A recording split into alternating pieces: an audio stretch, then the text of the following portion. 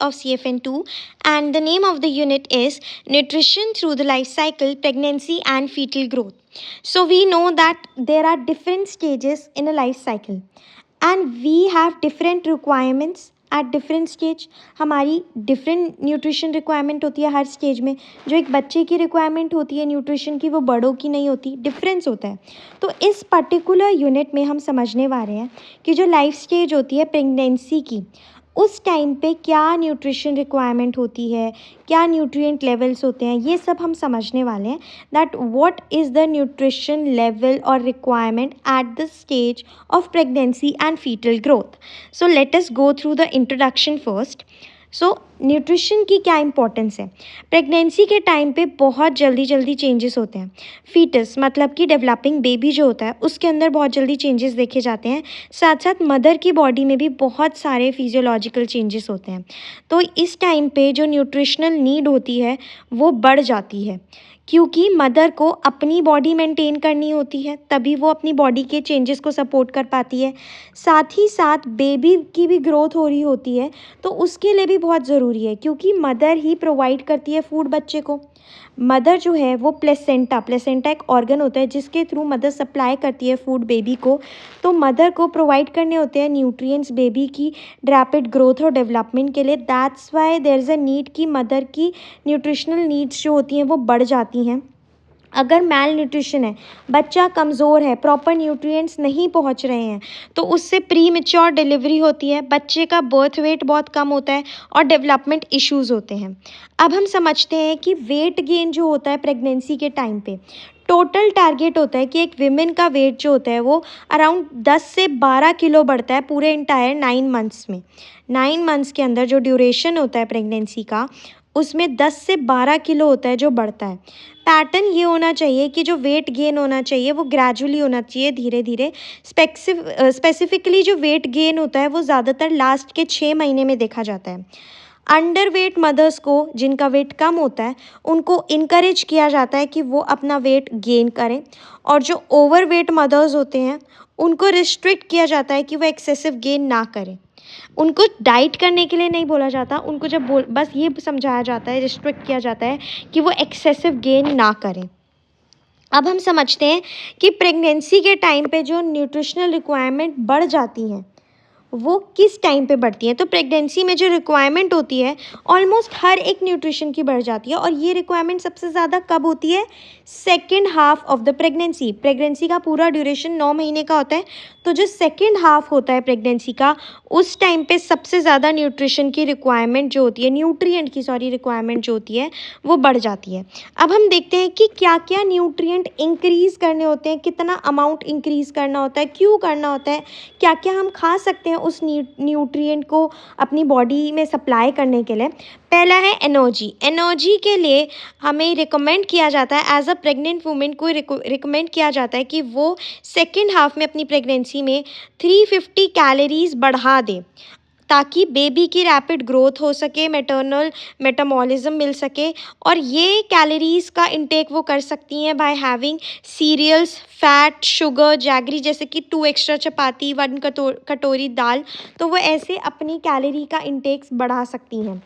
Second nutrient जो बढ़ाना चाहिए वो है प्रोटीन. तो सेकेंड हाफ में प्रेगनेंसी के 22 ग्राम्स अ डे प्रोटीन बढ़ा देना चाहिए फीटस की ग्रोथ और मैटरनल टिश्यूज़ की ग्रोथ के लिए.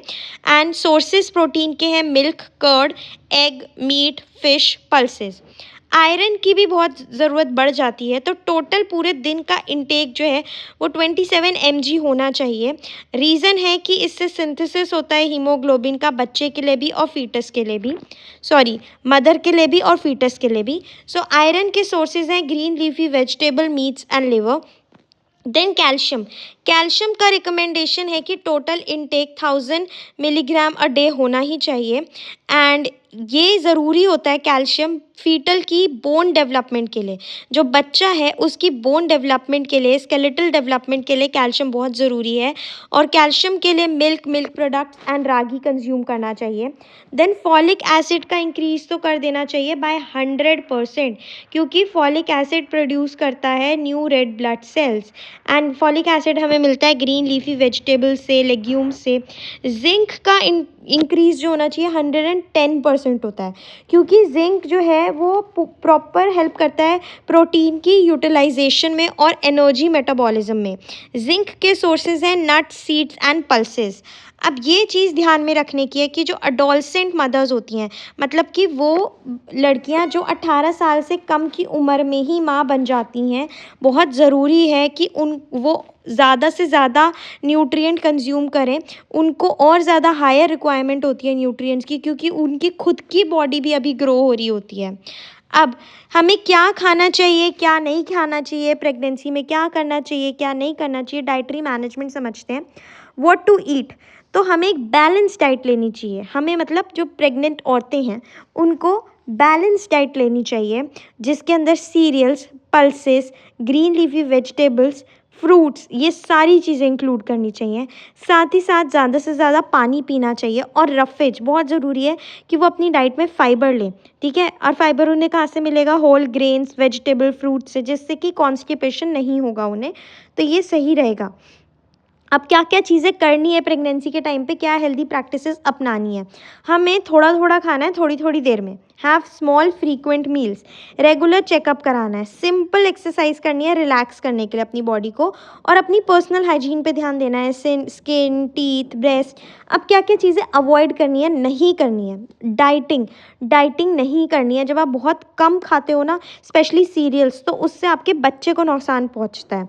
देन सब्सटेंसेस, तो स्मोक नहीं करना है प्रेग्नेंट औरतों को, कंज्यूम नहीं करनी है अल्कोहल, किसी भी तरह की दवाइयाँ नहीं लेनी बिना डॉक्टर की एडवाइस के, एंड स्ट्रेस नहीं लेना, अवॉइड करनी है conflicts and anger. Now pregnancy के अंदर क्या कॉमन प्रॉब्लम्स देखी जाती हैं और उनका क्या सोल्यूशन है। पहली प्रॉब्लम है नौशिया एंड वॉमिटिंग। इसके ये जो प्रॉब्लम है ये कॉमन है और ये अर्ली प्रेगनेंसी में देखी जाती है, शुरुआत के टाइम पे देखी जाती है। इसका सोल्यूशन है कि थोड़ा थोड़ा खाना चाहिए थोड़ी थोड़ी देर में। हाई कार्बोहाइड्रेट फूड लेना चाहिए, जैसे कि टोस्ट और बिस्किट, और ऑयली, स्पाइसी, स्ट्रॉन्ग फ्लेवर वाले खाने को अवॉइड करना चाहिए, टी कॉफ़ी को अवॉइड करना चाहिए। दूसरी प्रॉब्लम आती है कॉन्स्टिपेशन की। कॉन्स्टिपेशन होता है क्योंकि जब वॉर्म बड़ा होता है तो वो इंटेस्टाइन को प्रेस करता है, जिससे फिजिकल एक्टिविटी भी कम होती है। जब एक औरत प्रेग्नेंट होती है तो वो ज़्यादा फिजिकल एक्टिविटी भी नहीं कर पाती है, तो इसकी वजह से भी कॉन्स्टिपेशन होता है। तो इसको ठीक करने के लिए इसका सोल्यूशन है कि अपनी डाइट में प्रेग्नेंट औरत को रफेज बढ़ा देना चाहिए, ज़्यादा से ज़्यादा पानी पीना चाहिए और मॉडरेट एक्सरसाइज करनी चाहिए। नेक्स्ट प्रॉब्लम है टॉक्सेमिया। ये इसका कारण है poor nutrition, swelling, high BP, kidney issues.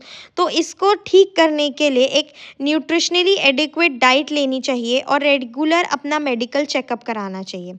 अब कमज़ोर बच्चा जो होता है वो कमज़ोर होता है, उसमें मैल न्यूट्रिशन होता है, तो उसके क्या कारण है, उससे क्या रिस्क फैक्टर हो सकते हैं। तो बहुत सारे फैक्टर्स हैं जो इंटरफेयर करते हैं सक्सेसफुल प्रेगनेंसी में, और उसकी वजह से पुअर न्यूट्रिशन हो सकता है। पहला फैक्टर आ जाता है एज का। अगर जो प्रेग्नेंट औरत है, जो बच्चे की माँ है, उसकी उम्र 18 साल से कम है, तो तब दिक्कत आती है।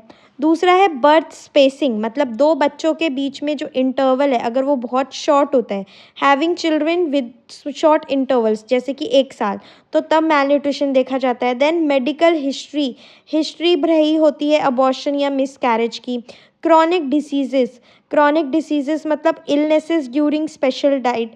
एंड अगर बहुत ज़्यादा अंडरवेट हो या ओवरवेट हो स्टार्ट ऑफ द प्रेगनेंसी में, तो ये भी एक रिस्क फैक्टर बन जाता है मैल न्यूट्रिशन का। अब कुछ इंपॉर्टेंट डेफिनेशंस देख लेते हैं। सबसे पहले एम्ब्रॉय मतलब कि developing baby from the 2nd to 8th week of pregnancy. Fetus मैंने बताया था, फीटस होता है developing baby from the 8th week until birth. 8वें हफ्ते से लेके बर्थ तक का जो डेवलपिंग बेबी होता है उसे हम फीटस कहते हैं।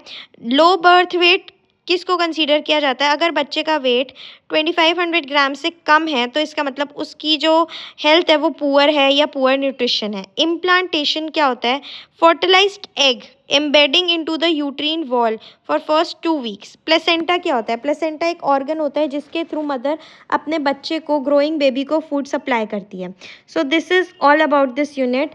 आई am very sorry for the fumble, बीच बीच में मैं हो रही थी फंबल।